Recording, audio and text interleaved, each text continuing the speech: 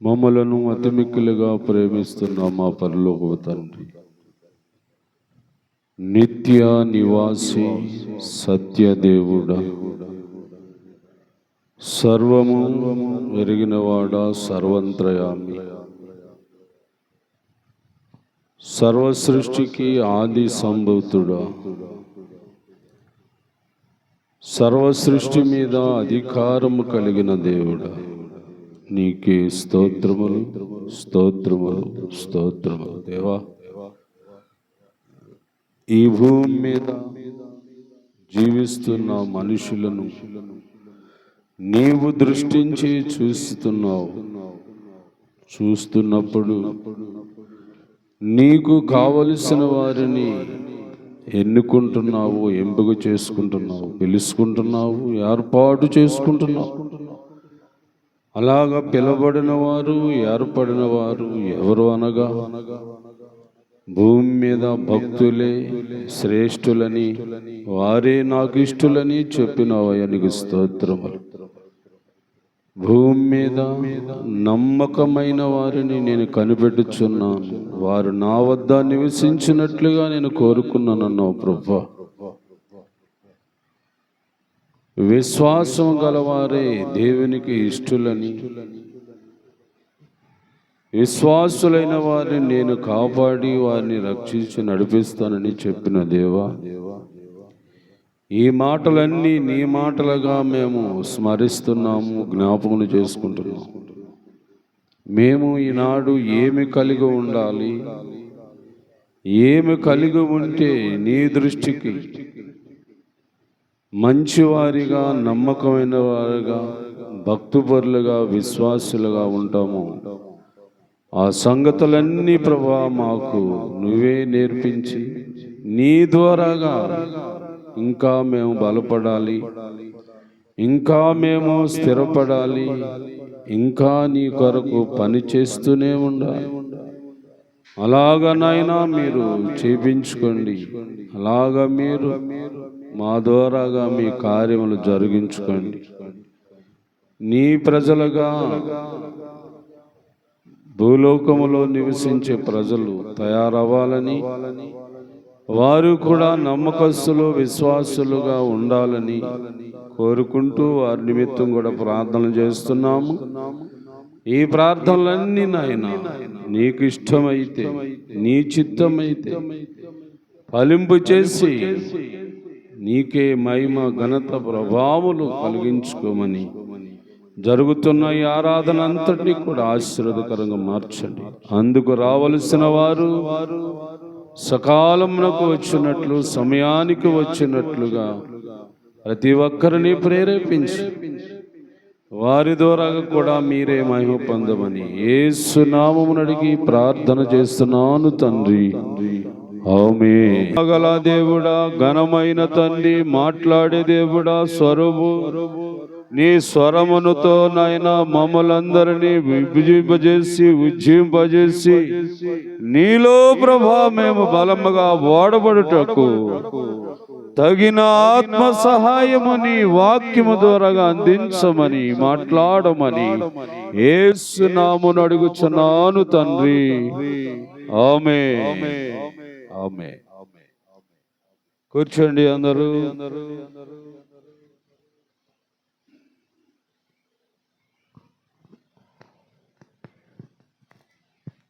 దేవుని పరిశుద్ధ నామమును బట్టి మీ అందరికీ వందనాలు. దేవుని బిడ్డలారా, దేవునికి మహిమ, ఘనత, ప్రభావములు ఎలా కలుగుతాయి? అది ఎవరి ద్వారాగా కలుగుతాయి? దేవునికి మహిమ, ఘనత, ప్రభావము ఎవరి వలన కలుగుతాయి? ఇది మనం ఆలోచన చేయాలి. దేవుని వాక్యమును బట్టి, బైబిల్ గ్రంథమును బట్టి ప్రతి ఒక్కరము కూడా మీరు చదివిన కీర్తన గ్రంథము ఒక్కసారి పరిశీలన చేయండి. అందరూ జాగ్రత్తగా వినండి. దేని కొరకంట? అతిక్రమములు. అతిక్రమములు అంటే ఏంటి? నెంబర్ 1. ఇంకా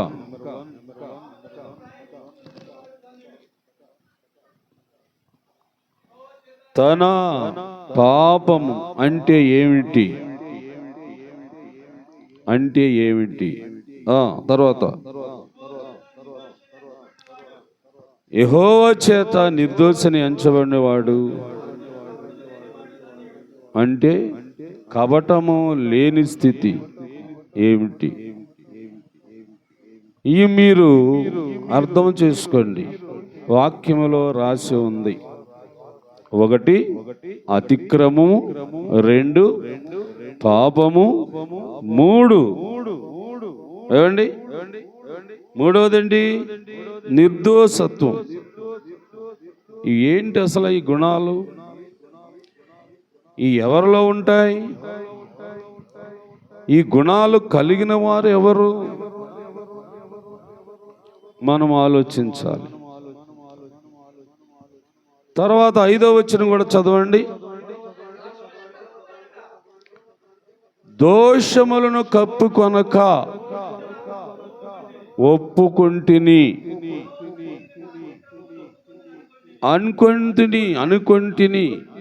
అనుకుంటున్నావు కానీ ఒప్పుకుంటున్నావా? విడిచిపెడుతున్నావా? ఇవి ఎవరికి వాళ్ళే ఈ మాటలు గుర్తు చేసుకోవాలండి. ఎవరికి వాళ్ళే. నేను నీకు చెప్పలేను, నువ్వు నాకు చెప్పలేవు. నువ్వు ఇలాంటోడు, నేను అలాంటిదాన్ని అని మనం చెప్పుకోలేము. అలా అంటే లాక్కొట్టేస్తాం. ఎక్కడ చూసావరా నువ్వు, ఎప్పుడు చూసావరా నువ్వు అని ఏమని చేస్తారు? లాగబెట్టి. కానీ ఇది ఒక మనిషి చెప్పేది కాదు. ఎవరికి పడితే వాళ్ళలోనే ఇవి ఉంటాయి. ఇవి ఎక్కడ ఉంటాయి తెలుసా? అంతరంగంలో ఉంటాయి, లోపల ఉంటాయి, బయటికి కనపడేవి. కానీ నువ్వు నేను మనమందరం ఎక్కడికి వచ్చాము అని అంటే దేవుని సన్నిధికి వచ్చిన వారు. మంచిది. దేవుని సన్నిధికి రావటం మంచిదా? మంచిది. కానీ వచ్చిన మనము ఏం చేయాలంట? అతిక్రమములకు, పాపములకు, దోషములకు ఏం జరగాల? నువ్వే ఒప్పుకోవాలా.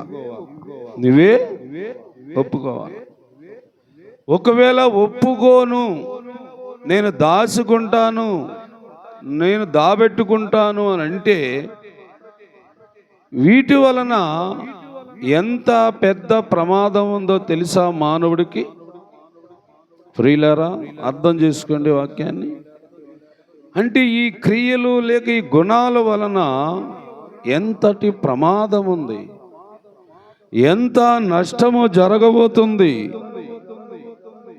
ఇది మనం ఒక్కసారి గ్రహించాలి.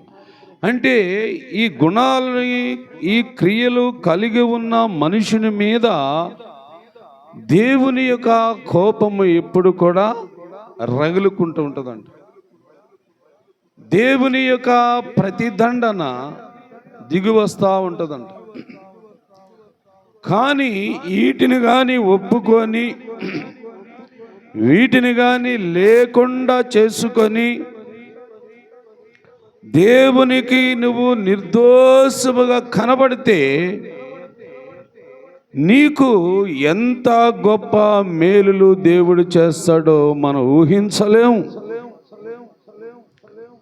అంటే ఏం జరగాల? నీ పాపము, నీ అతిక్రమము, నీ దోషములన్నీ నువ్వు ఒప్పుకోవాలా, నువ్వు విడిచిపెట్టాలా.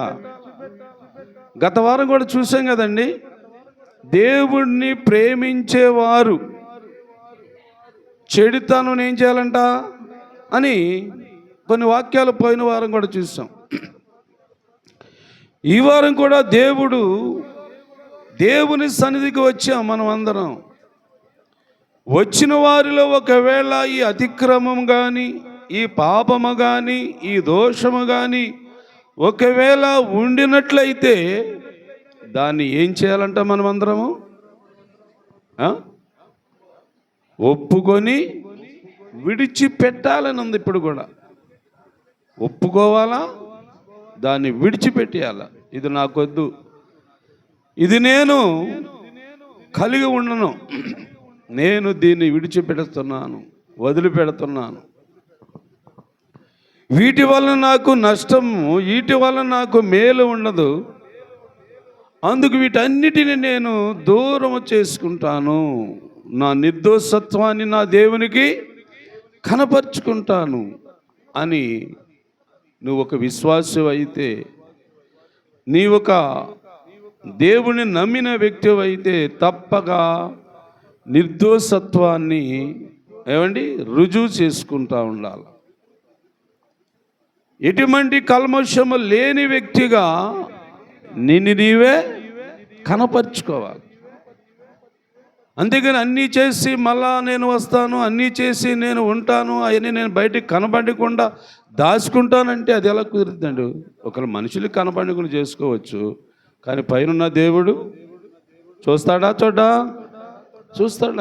ఆయన కదా వాక్యం ద్వారా అడుగుతుంది. ఇప్పుడు దేవుడు అడుగుతున్నాడండి, నీవు నిర్దోషంగా కనపడాలి, నాకు నీ నిర్దోషత్వాన్ని నీవు కనపరుచుకో. ఆ నిర్దోషం రావాలంటే ఈ అతిక్రమం, ఈ పాపము, ఈ దోషాలన్నీ ఒప్పుకొని విడిచిపెట్టేయాలి దేవుని బిడ్డలారా. అప్పుడు దేవుడు నీ పట్ల, నా పట్ల, మనందరి పట్ల ఒక బలమైన కార్యం చేయటానికి ఇష్టపడుతున్నాడు. అది ఏమిటో జాగ్రత్తగా మనం బైబిల్ గ్రంథం నుండి చూడాలి. మనమందరము కూడా నిజదేవుని బిడ్డలుగా ఈ లోకములో కనబడుతున్నాం అనుకుంటున్నాం. కానీ ఆయన తీరా మనల్ని చూసినప్పుడు ఏదో ఒక డాగు, ఏదో ఒక మరక, ఏదో ఒక లోటు, ఏదో ఒక లోపము కనబడుతుందన్నాడు. ఉదాహరణకి మనం ఒకసారి లూకా సువార్తలో మనం చూసినప్పుడు, అంటే ఒక రోజులాగా యేసుప్రభువారు ఒక చోట ఉంటే ఆయన దగ్గరికి ఒకడు పరిగెత్తుకొని వచ్చాడు. బాగా గమనించండి. పరిగెత్తుకొని వచ్చి అంటున్నాడు, బోధకుడా, నేను నిత్య జీవానికి వారసునవ్వాలి, నేను ఏ మంచి కార్యం చేయాలా నువ్వు చెప్తే నేను చేయడానికి రెడీగా ఉన్నాను అన్నాడండి. అన్నాడు. అంటే అప్పుడు యేసుప్రభువు వాడితో ఏమన్నాడు తెలిసిన వాళ్ళు చెప్పండి, తెలిసిన వాళ్ళు ఏమనలేదా? ఏం బాబు? ఆజ్ఞలను అనుసరించు అన్నాడు యేసుప్రభువారు. ఆజ్ఞలు అనుసరించమంటే వాడు వెంటనే ఏమన్నాడు తెలుసా? నేను బాల్యము నుండే అన్నిటిని అనుసరిస్తున్నాను అన్నాడు. అయితే నువ్వు నిత్యజీవానికి వారసుడివే అన్నాడా? ఏమనలేదా? అనలేదండి. ఏమో ఏంటంట, ఈడు బాల్యము నుండే అనుసరిస్తున్నానని చెప్పినప్పుడు యేసుప్రభువు ఏమనాలా? నాయనా, అయితే నువ్వు నిత్యజీవానికి వారసుడివే అనాల. కానీ అన్నాడా అంటే లేదు. నువ్వు అనుకుంటున్నావేమో బాల్యము నుండే నేను అన్నీ చేస్తున్నాను, నిత్య జీవానికి నేను వారసుని అయిపోతాను అనుకున్నాను. నువ్వు చేసేవన్నీ కూడా మురుకు గుడతో సమానం. ఏంటి మనం చేసేవన్నీ కూడా ఏ కార్యాలు చేస్తాం? మనం మంచి కార్యాలు చేస్తాం, చెడు కార్యాలు చేస్తామా? మంచి అనుకొని చేస్తాం మనం. కానీ అన్నిటినీ యేసుప్రభువారు దేవుడు ఏమన్నాడంటే, నువ్వు చేసే నీతి కార్యములన్నీ కూడా నా దృష్టికి ఏమున్నాయి? మురుకు గుడ్డ వలె కనబడుచున్నాయి అన్నాడు యెషయా గ్రంథంలో. ఈ వాక్యాలన్నీ మీకు మీరు చేసే కార్యాలన్నీ నాకు మురుకు గుడ్డలా కనబడుతున్నాయి అన్నాడు యేసుప్రభువారు. మరి అప్పుడు మంచి కార్యాలు ఏం చేసావు నువ్వు? మంచి కార్యాలు ఏం చేసామండి మనం? చేసినట్టేనా? మరి యేసు ప్రభువారు చూడగానే ఇవన్నీ మురుగుట్లా కనపడుతున్నాయంటే నువ్వు చేసినవి నేను చేసినవి అన్నీ కూడా ఏమైపోయాయి? గాల్లో కొట్టుకొని పోయాయి. వాడు నేను బాల్యం నుండి చేస్తున్నానండి ఇవన్నీ అన్నాడు. చిన్నప్పటి నుంచే చేశాను. చేస్తున్నావా?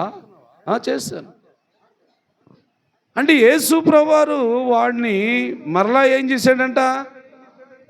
చూశాడంట. ఎవరిని? అలా నిత్య జీవానికి వారసుడు అవ్వాలని అడిగిన వాడిని యేసు ప్రభువారు మళ్ళా చూశాడంటండి. చూస్తే ఏం కనబడుతుందో? ఒకటి కనబడుతుందండి. ఏంటది? ఒకటి కనబడుతుంది. ఏంటమ్మది? అబ్బే, మరి చిన్నప్పటి నుంచి నువ్వు చేశానన్నవన్నీ ఏమయ్యి? ఇప్పుడు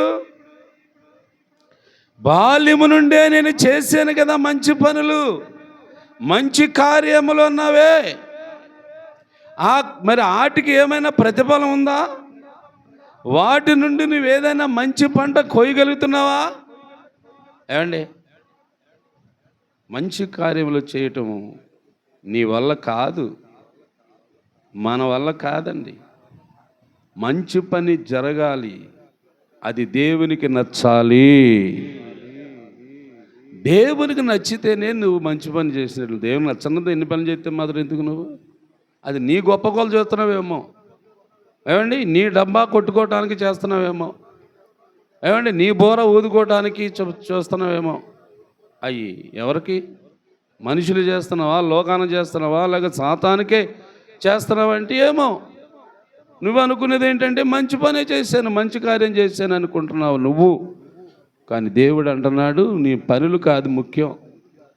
ఏమండి, నీ నీతి కార్యములు కాదు ముఖ్యం. నువ్వు గర్వంతో చేస్తున్న పనులు కాదు ముఖ్యం. అదిగో ఎక్కడ చూపించాడమ్మా? 32వ కీర్తనలో ఏం చూపించాడు వాక్యం? నీ అతిక్రమము 1, పాపము 2, నీ దోషము 3. ఈ ఒప్పుకో, ఈ విడిచిపెట్టకుండా నా కార్యాలు చేస్తానంటావేంటి?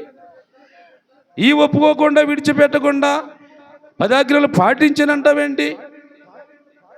ఏమండి, ఏ ఒప్పుకోమని చెబుతున్నాడు దేవుడు? ఇది అసలు నీకు నాకు మనకి. కానీ ఇవి దాచిపెట్టుకొని నువ్వు బయటికి ఏం చేసినా లేక ప్రజలకి ఏం చేసినా అది శూన్యం. అది దేవుడు లెక్కలో తీసుకోడు, అది గుర్తించడు. దేవుని బిడ్డలారా అర్థం చేసుకోండి వాక్యాన్ని. ప్రతి మనుష్యుడు, ప్రతి ఒక్కరము, అందరము కూడా ఎలాగున్నామని చెప్తుంది బైబిల్ గ్రంథము చెబుతుందండి.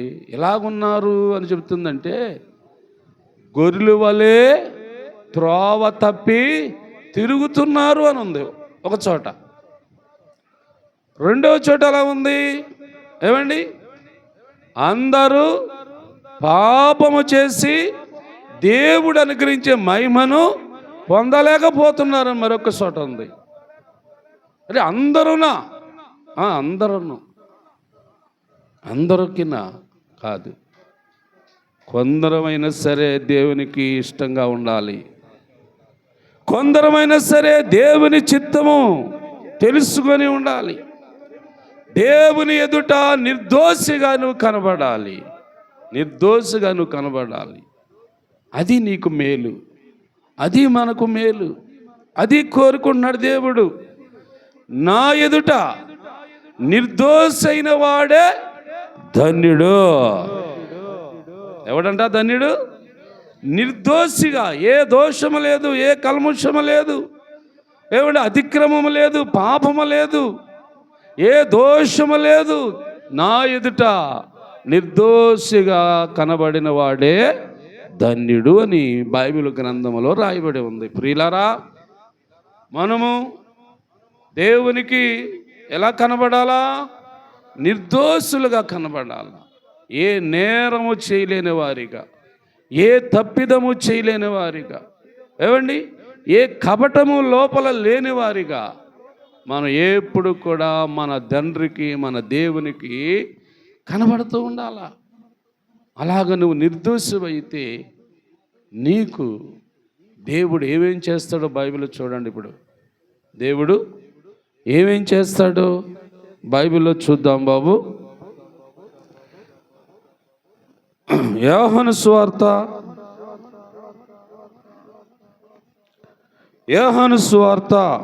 16వ అధ్యాయము 33వ వచనాన్ని చదవండి. నాయందు మీకు సమాధానము కలుగునట్లు. చెప్పండి, దేవునికి స్తోత్రం. అర్థమవుతుందా? నిర్దోషిగా కనబడిన వాడికి దేవుని వల్ల ఏం కలుగుతుందంట? ఏం కలుగుతుంది? ఏం కలుగుతుంది బాబు? అందరూ చెప్పండి. సమాధానం ఉందా? ఇది యేసు ప్రభువు వల్ల కలిగేది. కానీ నీ వద్దకు వచ్చిందా సమాధానం? నువ్వు సమాధానం పడి ఉంటున్నావా? నువ్వు సమాధానంగా ఉంటున్నావా? అంటే లేదు అని చెప్తాం మనం అందరం. ఏమంటాం? ఎక్కువగా ఏమంటాం? లేదే బాబు, మాకు సమాధానం ఉన్నట్లేదే బాబు. ఎక్కడ సమాధానం లేదు? ఇంట్లో సమాధానం లేదు, ఈదులో సమాధానం లేదు, జీవితంలో సమాధానం లేదా?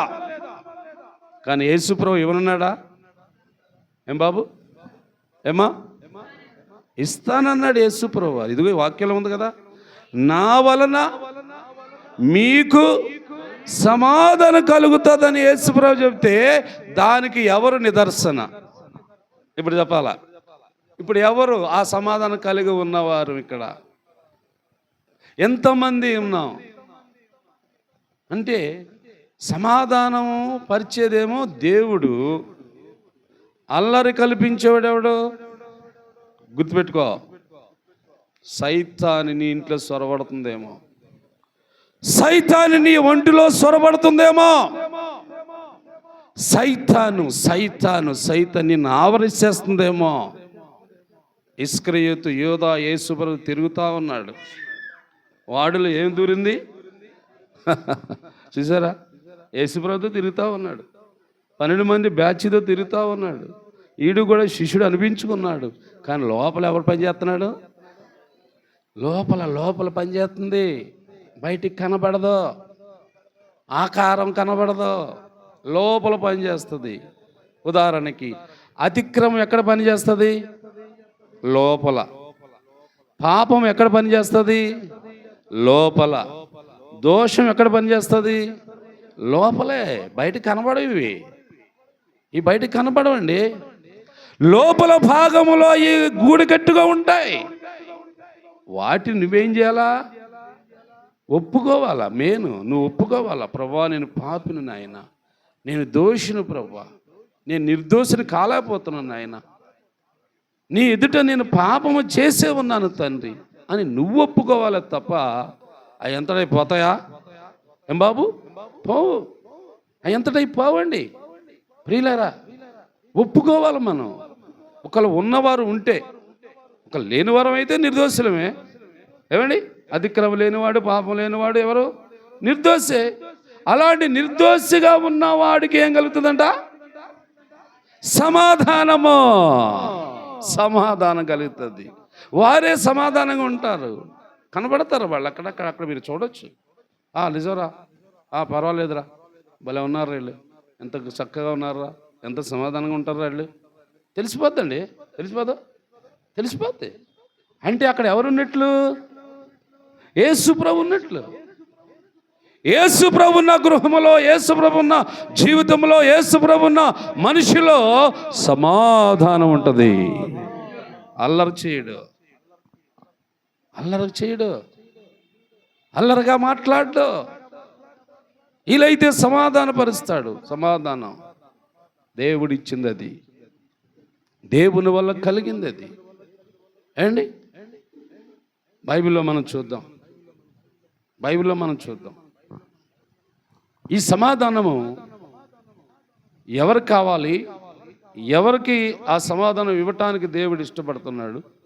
ఈ మాట మనం చూద్దాం. యోహాను సువార్త 20 అధ్యాయం చూడండమ్మా బాబు. 20 అధ్యాయము 21 వచనం ఒక్కసారి చదవండి.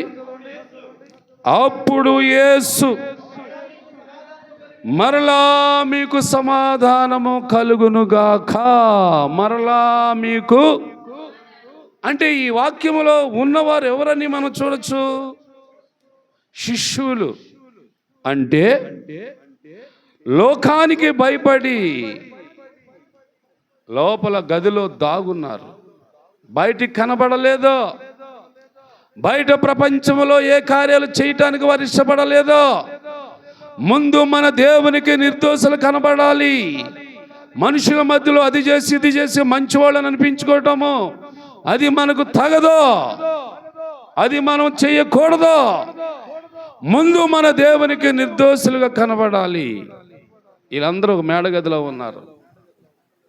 యేసు ప్రభువారు మేడగది లోపలికి వచ్చేసాడు. వచ్చి వారి మధ్యలో నిలిచేయడని ఉంది కింద. ఇంకా పైనుంచి చదవండి, వాక్యం ఉంది. ఏమండి? మరలా అనే మాట అది రెండోసారి. ఇది కొంచెం పైనుంచి చదవండి. మొదటిసారి. సాయంకాలమున యూదులకు భయపడ్డారు, మనుషులకు భయపడ్డారు. గర్వముగా తిరగట్లేదు, కాళ్ళు ఎగరేయట్లేదు, నేను ఏ తప్పు చేయలేదు, నేను ఏ నేరం చేయలేదని వారు లోకాల్లో గొప్పలని చెప్పట్లేదు, కానీ భయపడుతున్నారు. భయపడ్డారు లోకానికి. అందుకే వారు లోపల గదిలోకి వచ్చేసారు. మేడగదిలో ఉన్నారు. మేడగదిలో ఉన్న వారిని ఏమండి ఎవరు దర్శించబోతున్నాడు? యేసు మధ్యలో నిలబడ్డాడు అంటారు. అందరి మధ్యలో. జాగ్రత్త. ఉన్నదా? నీ మధ్యలో ఉన్నాడా యేసు ప్రభువు? మీ మధ్యలో ఉంటున్నాడా? ఇది తెలుసుకోండి. ఇది తేల్చుకోకుండా మనుషుల్లాగా సమాజంలో బ్రతికేద్దాంలే అంటే అది చెల్లుబడి కాదు. తప్పనిసరిగా దేవుడు దాన్ని లెక్కలో తీసుకుంటున్నాడు. మధ్యలో నిలబడ్డాడు. అది చూడండి ఎలా ఉందో. ఏదో పక్కన నిలబడ్డా, లేదా వాళ్ళకి ఎదురుకుండా నిలబడ్డా? లేదు, మధ్యలో నిలబడ్డాడంటే చుట్టూరు వాళ్ళు ఉన్నారు. మధ్యలో ఎవరున్నారమ్మా? యేసు ప్రభు ఉన్నాడు. యేసు ప్రభు ఉన్నాడు. యేసు ప్రభు వల్ల ఏం జరుగుతుంది? ఇప్పుడు మీకు సమాధానము కలుగునుగాక. దేవునికి స్తోత్రం. ఇది ఆస్తుల కంటే, అంతస్తుల కంటే, ఎండి బంగారము డబ్బు కంటే విలువైనది, ఘనమైనది, గొప్పది సమాధానం. అది లోకంలో దొరుకుతుందా? లోకోసలు ఇస్తారా బాబు నీకు? ఎవరు మరి ఇచ్చేది? ఎవరు? ఒక్క యేసు ప్రభు తప్ప ఈ సమాధానం ఇచ్చేవాళ్ళు ఎవ్వడం లేడు. భూప్రపంచంలో రాజులు ఉండొచ్చు, మంత్రులు ఉండొచ్చు, ప్రధానులు ఉండొచ్చు, కానీ సమాధానం ఇచ్చేవాడు లేడు. ఒక్క యేసు ప్రభు తప్ప సమాధానం ఇచ్చేవాడు లేడు. మరి ఈ సమాధానము ఈరోజు లేకపోతే ఏమండి ఇప్పుడు నీకు రావాలి, మనకు రావాలి. ప్రతి ఒక్కరూ ఈ సమాధానాన్ని కోరుకోవాలి. ఈ సమాధానం కలిగి ఉండాలి. ప్రతి క్షణము అల్లరేనా? ప్రతి దినము ఏమండి అవమానమేనా? ప్రతి దినము అశాంతేనా? కుదురుండదా? నెమ్మది రాదా? ఎందుకు మరి జీవిస్తున్నావంటే? ఏమండి ఇది లేకుండా ఎందుకు జీవిద్దాం? డబ్బు లేకపోయినా పర్లేదు కదా. భార్య పిల్లలు కుదురుగా ఉంటే చాలదా? భార్య బిడ్డలు సంతోషంగా ఉంటే చాలదమ్మా? అది కదా ముఖ్యం. అది ఎవరిస్తానన్నారు? యేసు ప్రభు. ఎవరికి ఇస్తానన్నాడు? ఇది తెలాల. ఎవరికి ఇస్తానన్నాడు? నిర్దోషి అని ఎంచబడినవాడు, అంటే అతిక్రమం లేనివాడు, దోషము లేనివాడు, పాపములు లేనివాడు, అంటే ఒప్పుకొని విడిచిపెట్టేసిన వాడికే యేసు ప్రభు వారిస్తే సమాధానము. యేసు ప్రభు ఇచ్చే సమాధానం. మరి ఒప్పుకుందాం మనం? ఒప్పుకోవాలి, తప్పదు. డబ్బులు ఉన్నాయంటున్నావా? ఎందుకు? నీకు కుదిరే పెట్టలేదు, నీకు సమాధానం ఇవ్వలేదు. డబ్బులు ఎందుకండి? ఆస్తులు ఎందుకు? నీకు సమాధానం ఇవ్వలేదు కదా. ఇవ్వలేని ధనము, ఇవ్వలేని ఆస్తులు, ఏమి ఇవ్వలేనిదంటే సమాధానాన్ని ఇవ్వలేనిది. వద్దు. దేవుడు ఎవరైనా సమాధానానికి కర్త. అది యెషయా గ్రంథంలో ఉంది. 9వ అధ్యాయం 6వ వచనం చదివితే సమాధానకర్త, సమాధానపరిచే దేవుడు, సమాధానం ఇచ్చేవాడు ఈరోజు కావాలి ప్రతి మనిషికి. ఈరోజు ప్రతి ఒక్కరికి కావాల్సింది అదే. కోరుకోండి. ఒకవేళ లేకుండా ఉన్నారో ఇప్పుడు దాకా, ఒకవేళ లేకుండా జీవించేస్తున్నామేమో, ఇదిగో యేసుప్రభు అన్నాడు, నా సమాధానం మీకు ఇస్తాను అని యోహాను సువార్త 16:32లో చదివాం కదండి. ఇప్పుడు సమాధానం నా వల్ల మీకు వస్తుందని చెప్తూ 20వ అధ్యాయం 20వ వచనం ఇవన్నీ చదువుతూ ఉంటే ఇక్కడేమన్నాడు, నా సమాధానం మీకు కలుగునుగాక. ఇక్కడేమో ఇస్తానన్నాడు, ఇక్కడేమో అంటే ఇస్తానన్న దానికి కలుగునన్న మాటకి ఎంత తేడా ఉంది అర్థం చేయండి పాయింట్ని. ఇస్తాను అన్నాడు ఒక మాట, తర్వాత ఏమన్నాడు, కలుగునుగాక అన్నాడు. అంటే ఇస్తానన్న దానికి కలుగునన్న మాటకి తేడా ఏంటి అసలు? ఇస్తానదంటే ఇంకా ఆయన దగ్గరే ఉంది అన్నాడు అంతే. కానీ ఇప్పుడేంటి, కలుగునుగాకంటే ఇచ్చేసాడు. దేవునికి స్తోత్రం. మరి అది పొందిన వారు ఎవరు? ఇక్కడ బైబిల్లో మనం ఈ వాక్యం బట్టి చూస్తే అది పొందిన వారు ఎవరంటే నిర్దోషులు. అవునా? నిర్దోషులండి. ఏ దోషము ఏ కపటము లేనివారు. వారి ఆత్మలో కానీ వారి హృదయంలో కానీ వారి లోపల కానీ ఎటువంటి ఏమండి దేవునికి విరుద్ధమైనది కొంచెమైన లేకుండా చూసుకునేవారు బాబు. ఈ వాక్యాల ద్వారాగా మనము కూడా ఏమవ్వాలా? తప్పగా కోరుకోవాలి. ఇది మంచిది. ఇది ఎందుకు? నీకు చాలా అవసరం. బాగా పాయింట్ నోట్ చేసుకోండి దేవుని బిడ్డలారా. అదే ఇందాక చదివింది యోహాను సువార్తే ఏది 16:33లో 3 మాటలు ఉన్న జాగ్రత్తగా వినండి. ఒకటేమో నా వలన మీకు సమాధానం కలుగునన్నాడు. రెండో మాట ఏమన్నాడు?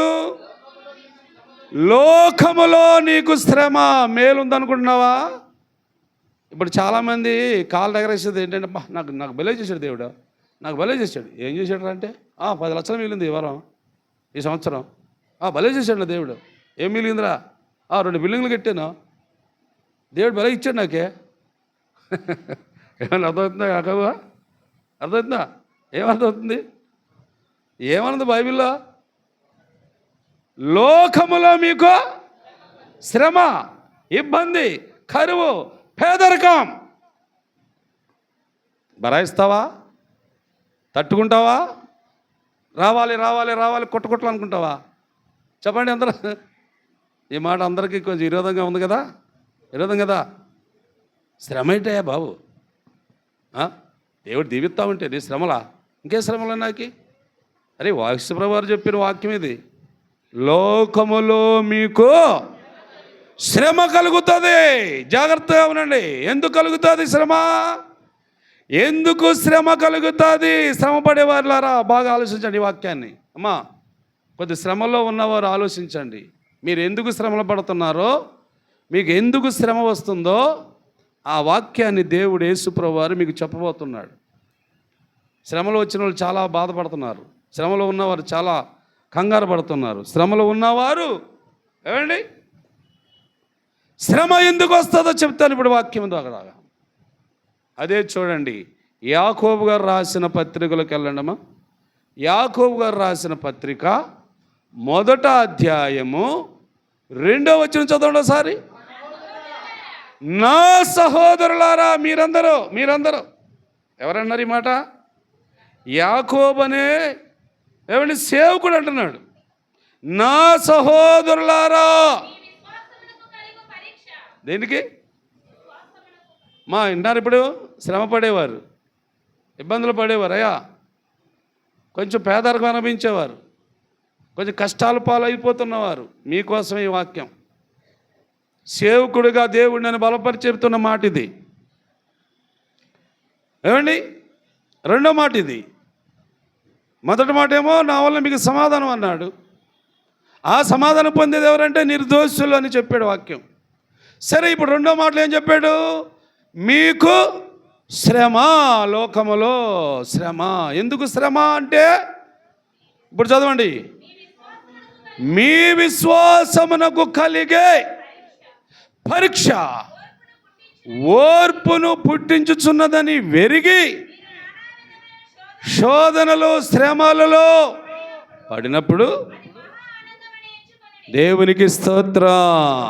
శ్రమలు వస్తే ఎలా ఆనందిస్తామయ్యా పాస్టర్ గారు అంటారా? ఆనందించాలి. మరి కష్టాలు వస్తే ఎలా ఆనందించాలయ్యా? ఆనందించాలి. ఎవరి యందు ఆనందము? యేసు ప్రభునందు నీ ఆనందం. నువ్వు లోకంలో ఉన్నావు, అందుకే నీకు శ్రమ అన్నాడు. శ్రమ ఎందుకంటే నీ విశ్వాసాన్ని కలిగే పరీక్ష.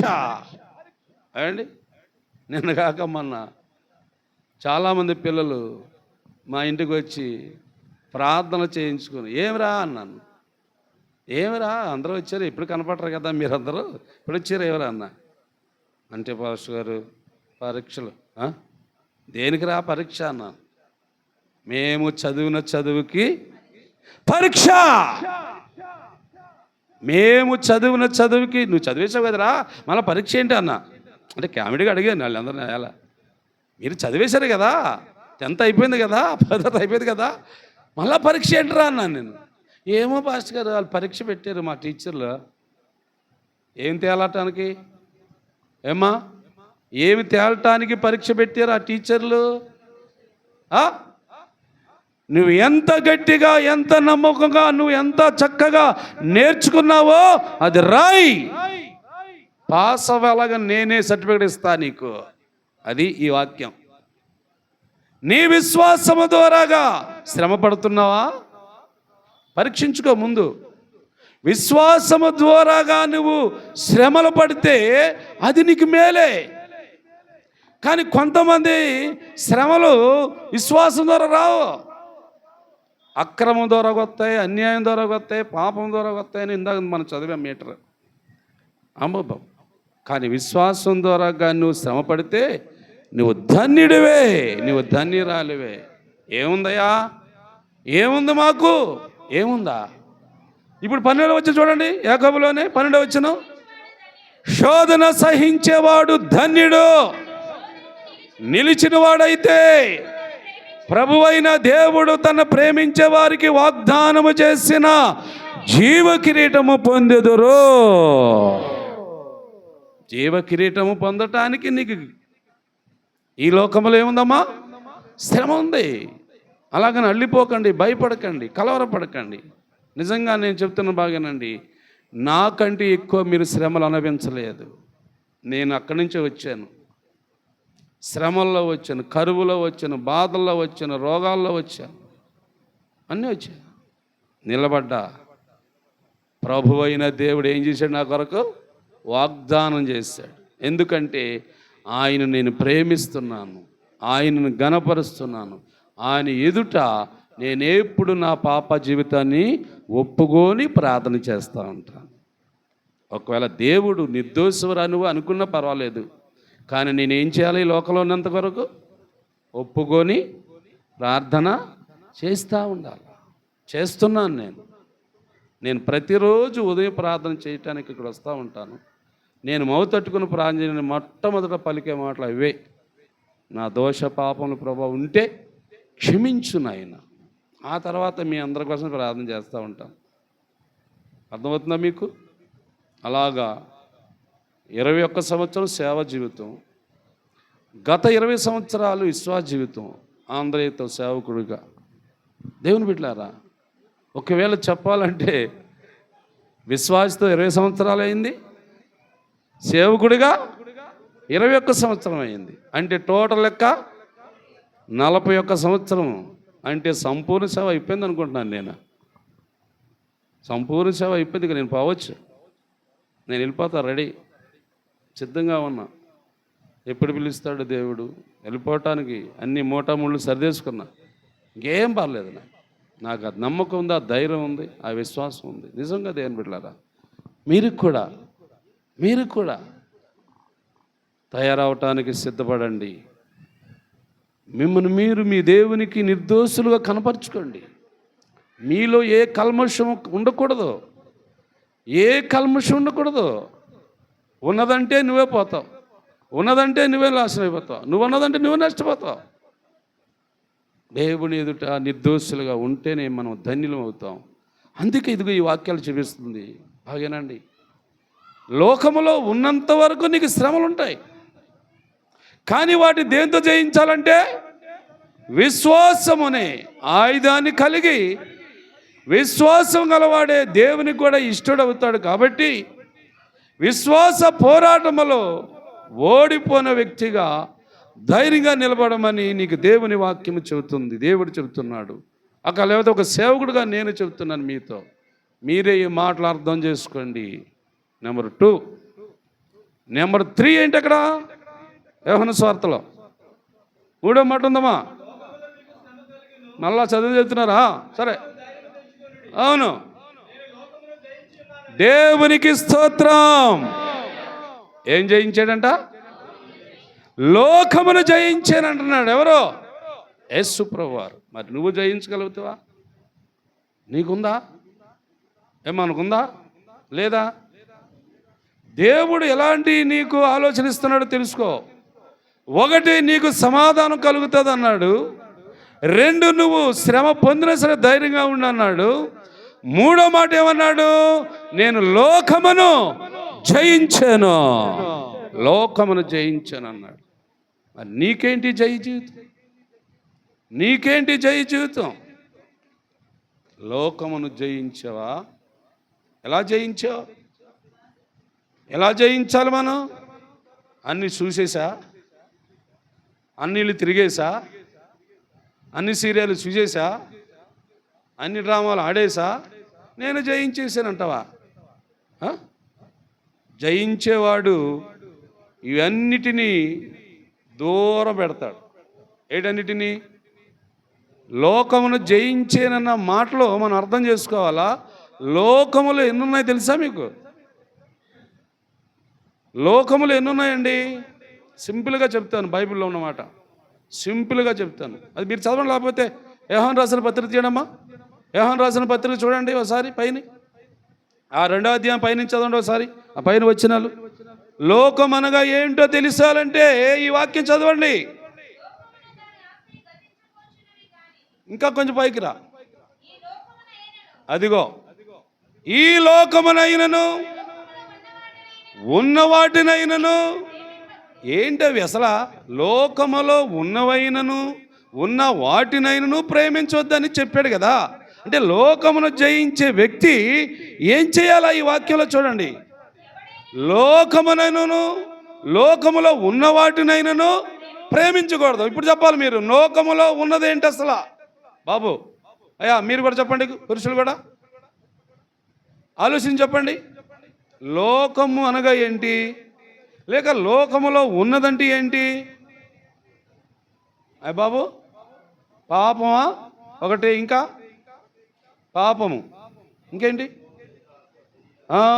ఇదిగో యాకోబు గారు ఏదో అన్నాడు చూడండి. ఏంటన్నాడు ఇప్పుడు? శరీర ఆశ అంటయా కమలాకరావు. శరీర ఆశ అంట ఒకటి, నేత్ర ఆశ 2, జీవపు డమ్మం అంట. లోకం అంటే జీవపు డమ్మం. ఈ 3 గుణాలు లోకం. ఏంటి ఇప్పుడు లోకం అనగా ఈ 3 అని చెప్పాడు కదా వాక్యం. అదే వాక్యంలో ఉన్నమాట యాకోబు చెప్పాడు అనుకోండి, బైబిల్లో ఉన్నమాట. ఈ 3 ఎక్కడున్నాయి ఇప్పుడు? కళ్ళు ఉన్నాయా? నీకు కళ్ళు ఉన్నాయి అందరికీ? అదే లోకం. 2 శరీరం కలిగి ఉన్నావా? అదే లోకం. 3వది జీవపు డమ్ము, అంటే హెచ్చించుకోవటం, డంబముగా మాట్లాడటం. ఇది ఉందా? ఉన్నాయి. అంటే లోకం అంటే మనం ఆ భూమిని చూస్తున్నాం. భూమి కాదు. లోకమనగా కళ్ళు, లోకమనగా శరీరము, లోకమనగా జీవపు డమ్ము అంట. అందుకు యేసు ప్రభువారు అన్నాడు, నేను లోకమును జయించాను అన్నాడు. అంటే లోకమును జయించాడన్న మాటకి మనం అర్థం చేసుకోవాలంటే ఏం చెప్తాం? కంటి చూపును జయించాడు, పాపము చూపు చూడలేదు ఆయన, పనికిమాలిన వాటిని ఆశించలేదు ఆయన, కళ్ళతో పరిశుద్ధముగా చూశాడు. నెంబర్ 1. రెండవది శరీరాశ, అనగా ఈ శరీరానికి సంబంధించిన కోరికలు ఆయనలో లేవు, పవిత్రంగా పరిశుద్ధంగా చేసుకున్నాడు. మూడో మాట జీవపు డంబము, ఆయన ఏమీ హెచ్చించుకోలేదు. ఏకాటికి ఏం చెప్పాడు ఆయన? నేను సాత్వికుడను, దీన మనసు గలవాడును. ఇంకా ఉన్నాయి, ఇంకా ఏమన్నాడు? నేను పని చేయటానికి వచ్చిన పనివాడును. అంటే హెచ్చించుకున్నాడా యేసుప్రభువారు? లేదు. అంటే ఈ 3 విషయాలు జయించినట్లేనా? అంటే ఈ 3 విషయాలు అంటే ఏంటి? లోకం, శరీరాశ, జీవబడము, నేత్రాశ. ఈ 3 లోకము. ఈ 3టిని యేసుప్రభు ఏం చేశాడు? జయించాడు. మరి ఇప్పుడు నువ్వు జయించవా? కళ్ళు కనబడితే ఈ పిల్లలైతే వాళ్ళు చూసి అబ్బా భలే ఉన్నాడు కుర్రాడని ఇదొక రకం. ఈ కుర్రాళ్ళు అలా చూసి భలే ఉంది అమ్మాయి, భలే డ్రెస్సులు ఎత్తదే, భలే డ్రెస్సులు ఎత్తది. ఏంట్రా నీ పనికిమాలి బుద్ధి మార్చుకోవా? యేసుప్రభుని నమ్ముకున్నావా నువ్వు? ఏం బాబు యేసుప్రభుని నమ్ముకున్నావా? మరి యేసుప్రభుని నమ్ముకున్నవాడు నీ డ్రెస్సులు భలే ఉంటాయి అమ్మాయి, నీ డ్రెస్సులు భలే టైట్గా ఉంటాయి అమ్మాయి. ఈ మాటలు అనొచ్చమ్మా? అనొచ్చంట్రా? అనొచ్చా? అంటున్నాడంటే ఎలా అంటాడు వీడు? చెప్పాలి గట్టిగా. మాట్లాడేటి అలాగ అంటున్నారంటే ఎలాంటి వాడు? అది అసలు రహస్యం. అవునా? వీళ్ళు చూసి వాళ్ళు చూసి వీళ్ళు ఏంటి అసలు? నీకు లేదా తల్లి? నీకు లేదా అక్క? నీకు లేదా చెల్లి? నీకు లేదా వదిన? ఏమండి? నీకు లేదా భార్య? నీకు లేడా భర్త? నీకు లేడా అన్నయ్య? నీకు లేడా తమ్ముడు? ఏమి జాగ్రత్త, నా దేవునితో నువ్వు సెలగాటం ఆడుతున్నావు, 4 కోసేస్తాడు, మాట రాదిక. నిజం, కత్తి పట్టుగా ఉన్నాడు ఆయన, వాక్యలో ఉంది. దేవుని బిడ్డలారా మీకు అర్థం అవట్లేదేమో కానీ ఆ మాటలు అనొచ్చా? మనం ఏమనొచ్చా? అన్నవారు ఉన్నారా మీలోని? అన్నవారు ఉన్నారా బాబు మీలోని? ఉన్నారా లేరా? ఉన్నారు, ఒప్పుకుంటలేదు మీరు. ఉన్నారు. దేవుడు తెలిసిపోయింది. అది దేవుడు ఆత్మ ద్వారాగా నాకు బయలుపరుస్తున్నాడు. ఉన్నారు, సంఘంలో ఉన్నారు, మీ మధ్యలో ఉన్నారు అన్నాడు. మరి ఎవరో వాళ్ళు మనకేం తెలుసు? దేవుడు ఆత్మ ద్వారాగా బయలుపడుతున్న మాట ఇది. జాగ్రత్త. నువ్వు లోకం జయించావా? ఏం జయించు? నీ కళ్ళు బాగుంటలేదు, నీ కళ్ళే బాగుంటలేదు. నేను పనికిమాలి అన్నీ చూస్తావు. అరే వాక్యం పూర్వంగా మనం అందరూ తెలుసుకున్నప్పుడు కూడా వీటిని దూరం చేసుకోలేకపోతున్నాం అంటే ఏంటి అసలు అర్థం? ప్రియులారా, ఏంటి అర్థం? వాక్యం ద్వారా తెలియచేస్తున్నాడు దేవుడు. మరి తెలిసినప్పటి నుంచైనా ఏం చేయాలా? వీటిని ఏం చేయాలి బాబు? దూరం చేయాలా లేదా? ఇంకా వాడిని కలేసుకుంటావా? ఇంకా వాడిని కలుపుకుంటారా? అదేంటిది? అది ఎలా కుదురుతారండి? అలాగైతే నువ్వు అతిక్రమములు దాచుకునేవాడివే. అలాగైతే పాపాలన్నీ మూట కట్టుకొని లోపల పెట్టుకునేవాడివే. ఏమండి? నువ్వు నిర్దోషు కాలేవు దేవుని ఎదుట. నిర్దోషత్వములు రాదు నీకు. అలాగైతే నీకు దేవుడు సమాధానం ఇవ్వడు. నీ జీవిత కాలం అంతా అల్లరి పాలైపోతావు, నవ్వులు పాలైపోతావు. అవమానం. దయించి దేవుని మాటని మీరు ఎవరు కూడా ఉల్లంఘించవద్దు. ఒకవేళ దేవుడు నాతో మాట్లాడుతున్నాడు అని నేను పశ్చాత్తాపడి, ప్రభువా దయతో నన్ను క్షమించు నాయన, ఇవన్నీ నాలో ఉన్నాయి. ఈరోజు వాక్యం ద్వారాగా బయలుపరిచావు, వాక్యం ద్వారాగా తెలియపరిచావు, నేను తెలుసుకున్నాను, అందుకు నన్ను క్షమించు అని మాట నువ్వు వాడితే మంచిది. అది దేవుడు ఒకవేళ నీ మీద దృష్టి పెట్టినవాడు క్షమిస్తాడో క్షమించదు ఆయన ఇష్టం. తర్వాత ముందు నువ్వేమనాలా? వాడుకో ఈ పదాన్ని, ఈ మాటను వాడుకోండి. దేవుని బిడ్డలారా, ఎంత ఘోరము మాట్లాడుతున్నారు, ఎంత ఘోరమైన పనులు చేస్తున్నారు మనుషులు భూమి మీద.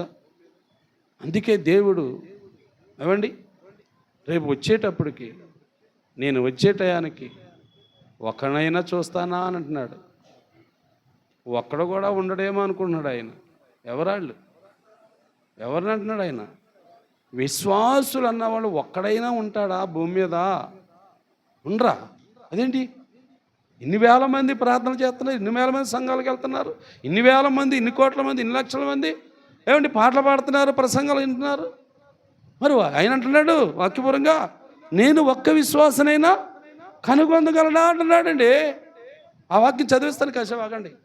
ఆ మాట మీకు చూపిస్తాను, మీరు చదువుతారు కదా. ఏమండి యేసుప్రభు ఏమన్నాడమ్మా?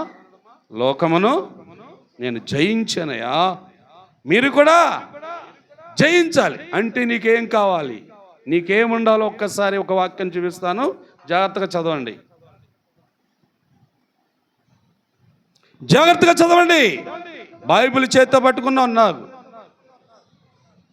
బైబిల్ పట్టుకున్న వాళ్ళ పరలోకం వెళ్ళరు, నరకంలోకి వెళ్తారు. చేతితో పట్టేసుకున్నా అనుకున్నావా?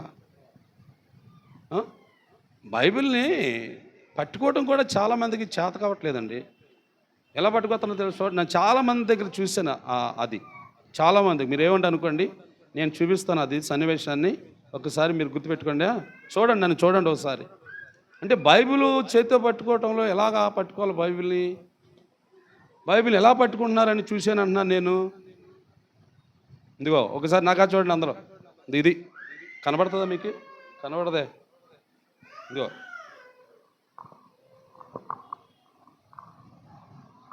కనబడుతుందా? ఏమో కనబడిందా బాబు? ఎలా పట్టుకున్నారు బైబిల్? ఇలా కాదు, అసలు బైబిల్లా పట్టుకొని రావాలా లెక్క. అది బైబిల్కి ఉన్న రూల్స్. అది ప్రతి క్రైస్తవుడు అలా రావాలా. ఎలా వస్తున్నారు? నువ్వు ఇలా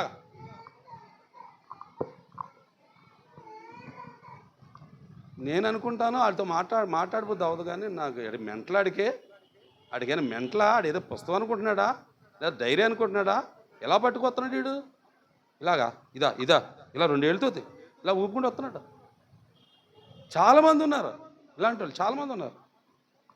సన్నివేశం చూపించాను కాబట్టి జాగ్రత్త పడండి ప్రియులారా. బైబిల్ అంటే దేవుడు. దేవుణ్ణి నువ్వు కలిగి ఉన్న వ్యక్తి ఎలా ఉండాలి? భయముతో ఉండాలి, భక్తితో ఉండాలి. అది నీకు ఫలం, అది మనకు మేలు. అంతేగాని నేనేదో మిమ్మల్ని తప్పు చేశారు, మిమ్మల్ని శిక్ష చేత అని కాదు నేను అన్నది. మీకు మేలు జరగాలని ఈ సన్నివేశాలన్నీ చూపిస్తున్నాను. అలాగ నడవద్దు, అలాగ పట్టుకోకూడదు. బైబిల్ని భయముగా పట్టుకో, ఇలా పట్టుకో, లేదా ఇలా గుండుగా అద్దుకో, లేదా ఇలా సంకలు పెట్టుకో. అది మంచిది, గౌరవించినట్లు దేవుణ్ణి. అది మనకు చాలా అవసరం అండి. కాకపోతే చాలామందికి అది తెలియట్లేదో, మరి ఇది మూర్ఖత్వం ఎలాగ వెళ్ళిపోతున్నారు. ఓకే, గమనించారా? 3వ మాట ఏం చెప్పాను? జయించటం. అంటే నువ్వు కూడా జయించమని చెబుతున్నాడు. నువ్వు జయించాలంటే నీకేం కావాలా? నువ్వు ఏం కలిగి ఉండాలా? హెబ్రీయులకు రాసిన పత్రిక త్వరగా చేయండి, ముగించేస్తా. హెబ్రీయులకు రాసిన పత్రిక 11వ అధ్యాయము 33వ వచనం చూడండి. ఏం ద్వారా? విశ్వాసము ద్వారా ఏం జయించారు? ఎవరు? యేసుప్రభు మనుషులా? విశ్వాసులు. పూర్వకాలం అంది దేంతో జయించారంట? విశ్వాసముతోనే. విశ్వాసం అంటే చాలు, జయిస్తావు. టీవీని జయిస్తావు, సీరియల్ని జయిస్తావు, లోకాన్ని జయిస్తావు, పాపాన్ని జయిస్తావు. ఏమండి జయించటానికి కారణం ఏంటి? విశ్వాసమే. ఆ విశ్వాసములో కల్తీ జరగకూడదు, ఆ విశ్వాసము డాగుపడకూడదు, ఆ విశ్వాసంలో కొరత ఉండకూడదు. ఎలాంటి విశ్వాసం అది అంటే దేవునికి ఇష్టమైన విశ్వాసులు. అందుకు వాళ్ళకి దేవుడు ఏమిచ్చాడు? శక్తినిచ్చాడు. శక్తి బలం ఇస్తే వారు రాజ్యాలను ఏం చేశాడు? ఏ రాజ్యాలు జయించారు? భూలోక రాజ్యములన్నిటి మీద వారికి విజయము కలిగింది. మరి నువ్వు జయించవా? వాటర్ని జయిద్దామా? ఏమండి, వాటర్ని జయించొద్దా? పక్కనున్న కీర్తనపాలను జయిద్దామా? ఆ పక్కన దానబేట జయిద్దామా వద్దా? జయించాలి. నీవే జయశీలుడిగా నిలబడాలి. నీవు జయించావన్న సంగతి ఇక్కడ ఉన్న ప్రజలందరికీ తెలియాలి. ఈ వాడరేవు, దానేపేట, అడుపల్లిపాలెం, కృపానగరం, లేడు కీర్తివారిపాలెం, పాపిపాలెం అన్ని ఊళ్ళకి తెలియాలి. జయించాడు, జయించాడు, జయించాడు. దేవునికి స్తోత్ర. చెడుని జయించాడు, చెడు మాట మాట్లాడు. బూతులు జయించాడు, బూతులు మాట్లాడు. దేవుని యొక్క వాక్యమును కలిగి ఉన్నాడు అని రావాలి నీ గురించి. అది లేకుండా బయటకు మాట్లాడి వినపడవు, కానీ లోపల బూతులు, లోపల తిట్లు, లోపల కుట్ర, లోపల అసూయ, లోపల అక్రమం. ఏంటి అని? ఇదేంటిది? అలా ఉండొచ్చా? అలాగా? ఒకవేళ నువ్వు మాట్లాడితే యథార్థంగా మాట్లాడు. వాడికి నచ్చినా నచ్చకపోయినా, వాళ్ళు ఇష్టపడకపోయినా ఉన్న నిజం మాట్లాడు. దేవుడి నిర్దోషత్వాన్ని కనపరచు. తప్పు మాట్లాడకుండా నిజాయితీగా మాట్లాడు. నిర్దోషత్వాన్ని నిరూపించు. ఎంతమంది లోకస్తులు, లోకాన్ని ప్రేమించేవారు, ఒకవేళ నీ మాటకి ఇష్టపడకపోవచ్చు, పోనే, వాళ్ళతో నీకు పని కాదు. ఎవరితో పని? నీకు దేవునితో పని. కాబట్టి తప్పనిసరిగా నీ నిర్దోషత్వం ఇవ్వాలా? నీ నిర్దోషత్వం ఇవ్వాలమ్మా? దేవునికి కనపడాలి. ఇదిగో విశ్వాసము ద్వారా రాజ్యములను జయించారు, నీతి కార్యములను జరిగించారు, వాగ్దానములు పొందారు. సింహముల నోరులో నరరూప సింహాలు ఉన్నాయి లోకంలో. నరరూప సింహాలు ఉన్నాయి లోకములో. అడవిలో సింహాలు కాదు. ఏ సింహాలు అంటున్నాను నేను? అడవిలో సింహాలు కాదు, అవి రావు ఊళ్ళోకి. నరరూప సింహాలు ఉన్నాయి. వాటి నోరు మూయించాలి. నువ్వు నీ ఎదుటికి రాలేడు, నీ ఎదుటికి రారు. దమ్ము చాలదు. ఎందుకు?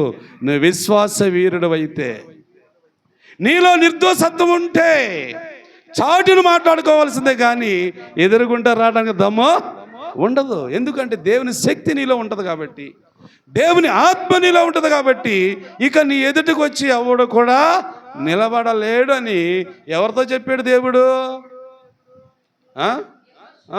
యెహోషువతో చెప్పాడు. యెహోషువా, నిలబడు, ఏ మనుషుడు నీ ఎదుట నిలవలేడు, నేను నీకు తోడుగా ఉన్నాను. సాటిని సొనుక్కోవటమే వాళ్ళ బతుకు. ఎక్కడ? సాటిని సొనుక్కోవటమే వాళ్ళ బతుకు. ఎదురుకుండా వచ్చి మాట్లాడలేరు. దమ్ము చాలదు వాళ్ళకి. ఇవ్వడ దేవుడు అవకాశం.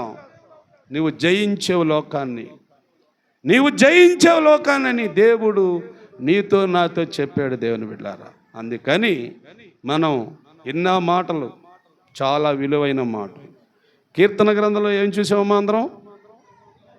అతిక్రమములను, పాపములను, దోషములను ఒప్పుకోవాలి. అలాంటి వారు ఏమవుతారు? ధన్యులు అవుతారు. ఓకే, అలాగ ధన్యులైన వారికి, నిర్దోషులైన వారికి దేవుడు యేసుప్రభువు ఏమిస్తా అన్నాడు? సమాధానం ఇస్తా అన్నాడు కదా. అలా సమాధానంతో ఉంటున్న నీకు ఒకవేళ లోకములో శ్రమ కలగొచ్చు. లోకములో శ్రమ కలిగినా నువ్వు భయపడకుండా ధైర్యంగా నిలబడని ఏమండి యేసుప్రభువు వారు ఏమన్నాడు? నీకు వాడబారని జీవ కిరీటం ఇస్తున్నాను అన్నాడు. 2. మూడవది ఏమన్నాడు? నేను లోకమును జయించాను, మీరు కూడా జయించండి. అంటే దానికి సంబంధించింది విశ్వాసం అని తెలుసుకున్నాం. విశ్వాసం బలమైనదని తెలుసుకున్నాం. విశ్వాసమే ఘనమైనదని తెలుసుకున్నాం. సమాధానమే గొప్పదని తెలుసుకున్నాం. అందుకు వీటన్నిటిని మనము కలిగి ఉందాం. మన దేవుని ఎదుట నిర్దోషులుగా నిలబడదాం. అది దేవుడు పరిశుద్ధాత్ముడు మనందరికీ ఇచ్చి నడిపించునుగాక. ఈ వాక్యం మన వెనుకడిలో ఆశీర్వదించునుగాక. సాక్ష్యాలు ఎవరైనా ఉంటే రండి త్వరగా. సాక్ష్యాలు బాబా కెమెరా తీసేయండి. ఒకళ్ళు రండి.